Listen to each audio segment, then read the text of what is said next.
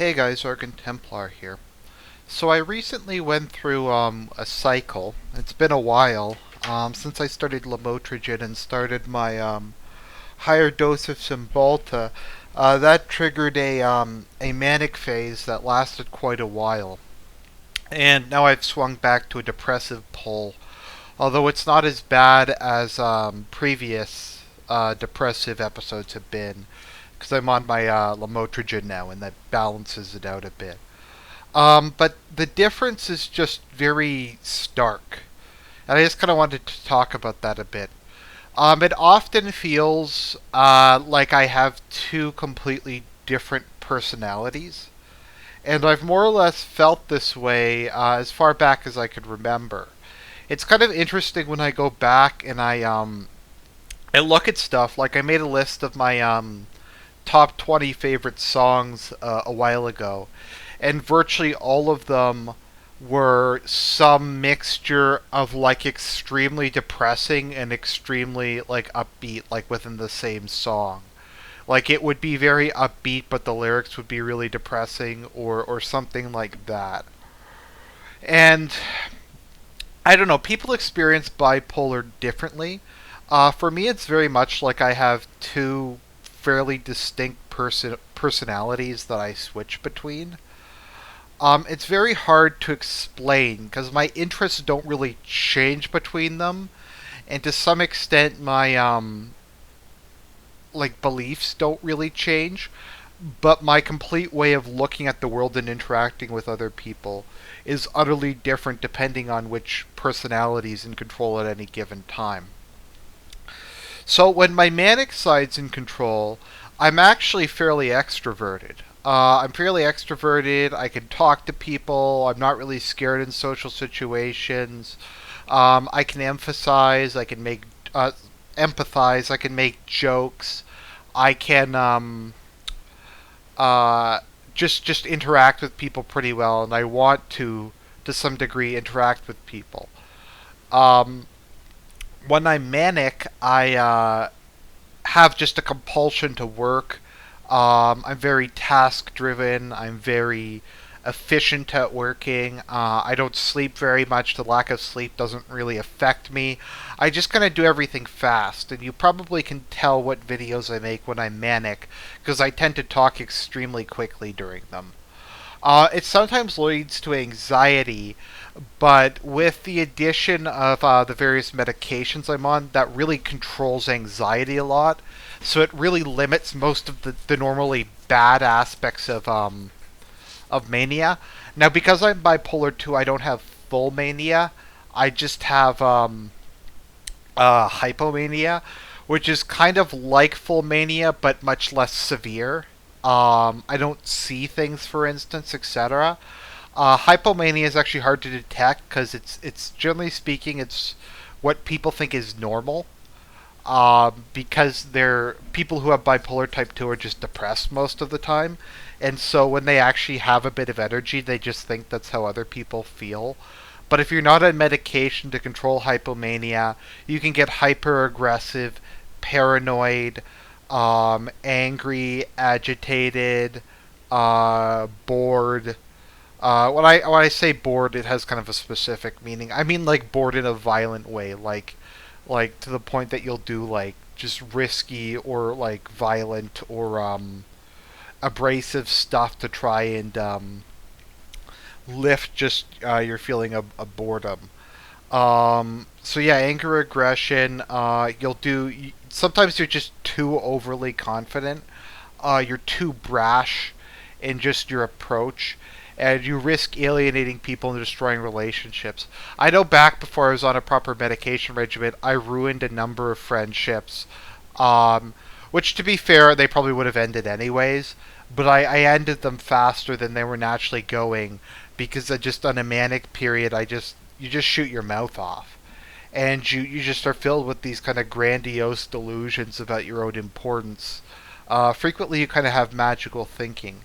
But in general, for me, with my Lamictal and my Cymbalta, it's very controlled when I'm on mania now. So it just kind of feels like a burst of energy, and I just feel more social.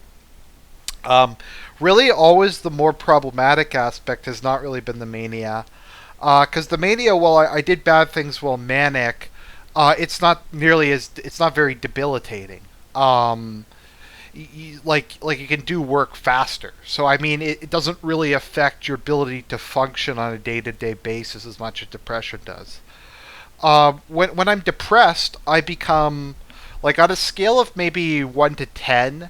When I'm manic, I maybe 10 being most introverted and 1 being least introverted. I may be like a 6 or 6.5 when I'm manic, and when I'm depressive, I'm about a 10.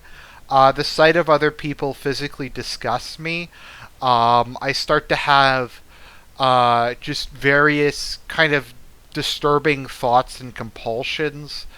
Um, I frequently just have unpleasant thoughts about hurting or killing other people, particularly when I'm not on medication to control it. Because I remember the one time I did go off of it, I just started having rampant paranoid thoughts, and I started thinking that things around me were unclean. I had pervasive feelings of emptiness, a compulsion to self harm, a compulsion for self destruction, a sense of deep and abiding nihilism, like I said, emptiness, complete inability to interact with people, a complete inability to just deal with life, severe muscle pain throughout my body, headaches, um, hypersomnia. Like when I'm manic, I probably only sleep 4 or 5 hours a night because I just don't need sleep, and it doesn't even really negatively affect me that much. Actually, if anything, in bipolar, lack of sleep can trigger manic phases. So when I was younger, I used to almost be addicted to not sleeping. Because not sleeping triggers adrenaline, which triggers manic phases. And manic phases feel fairly pleasant, especially if they're only mild hypomanic phases. Um, so when I'm in a depressive phase, it's the opposite, and sleep doesn't help me. That's something important to kind of keep in mind with bipolar people. Sleep doesn't always affect your energy levels. Like if I'm depressed and I sleep 10 hours, I won't feel refreshed at all by it. Your mind will be clearer, and some of kind of like, the icky, sick kind of pains and indigestion that come with lack of sleep will go away. But I won't feel like energized by it at all. And I guess that's kind of an important thing to keep in mind. Um, with bipolar, it's kind of different because it's more somatic than other forms of mental illness. So, like if I'm in a depressive phase, caffeine will have no effect on me. Caffeine will not perk me up at all. Just my metabolism just goes too slow. Um, so, is there anything kind of good about the second personality? It is more cautious. It is more kind of planning. It's more reluctant, which is to some extent good. I mean, it has lower time preference, I guess you could say. It also has granted me kind of a very deep sense of empathy and compassion for other people. I know that doesn't always come through, but I do have that. I think to some extent, extensive self doubt can be a good thing. I think if I was just manic all the time, I would develop into kind of a monster. I would just kind of be a bit of a. I'm not really a sociopath when I'm manic, but if I didn't have the experience of kind of suffering as I have, uh, then a lot of my sharpness and my character wouldn't be blunted. So as bad as it does kind of teach me to be more emotional and to kind of be more human. Although, ironically enough, I find it harder to relate to other people when I'm in a depressive phase. That's kind of where the extreme introversion comes from. The sight of people actually just makes me like physically nauseous, and I tend to feel that they're unclean. I don't really get physical uncleanliness.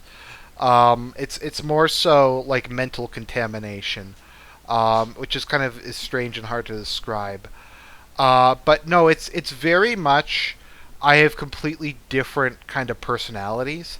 I mean, they both kind of are reflective of the same person, but it's really weird to go from having plans for the future, and like planning and being able to study and work and read and take pleasure from things one day, uh, and for that to go on for a couple weeks at a time and then to completely disappear.